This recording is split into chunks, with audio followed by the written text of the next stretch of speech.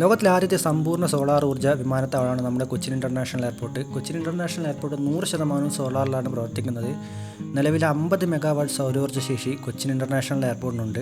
ഇപ്പം നമ്മുടെ കണ്ണൂർ ഇൻ്റർനാഷണൽ എയർപോർട്ടിലും സോളാറിൻ്റെ പ്രവൃത്തി നടന്നുകൊണ്ടിരിക്കുകയാണ്. ഒരു ദിവസം 3 ലക്ഷത്തിലധികം രൂപയാണ് കണ്ണൂർ എയർപോർട്ടിലെ വൈദ്യുതി ബില്ലായിട്ട് വരുന്നത്. അതുകൊണ്ട് തന്നെ അത് കുറക്കുക എന്നുള്ള ലക്ഷ്യത്തോടെയാണ് 2025 ജൂൺ മാസം തൊട്ട് ഇവിടെ സോളാറിൻ്റെ പ്രവൃത്തി തുടങ്ങിയിരിക്കുന്നത്. എയർപോർട്ടിലെ വൈദ്യുതി ബില്ല് ഗണ്യമായി കുറക്കുക എന്ന ലക്ഷ്യം തന്നെയാണ് കിയാലിന് ഇവിടെ ഉള്ളത്.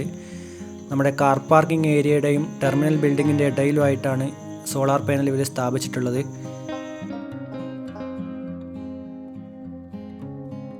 ദിവസേന ലക്ഷക്കണക്കിന് വരുന്ന വൈദ്യുതി ചെലവിൽ വലിയൊരു കുറവ് വരുത്താൻ ഈ പ്ലാന്റ് സഹായിക്കും.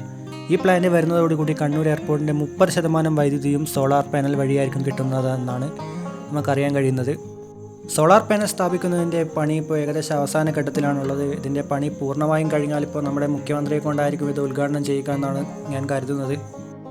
കടം എടുത്തിട്ടാണെങ്കിലും ഇങ്ങനൊരു സോളാർ പാനൽ ഇവർ സ്ഥാപിക്കുന്നുണ്ടെങ്കിൽ ഈ സോളാർ പാനൽ കൊണ്ട് കണ്ണൂർ എയർപോർട്ട് ഒരു വിപ്ലവം തന്നെ സൃഷ്ടിക്കുമെന്ന് നമുക്ക് പ്രതീക്ഷിക്കാം.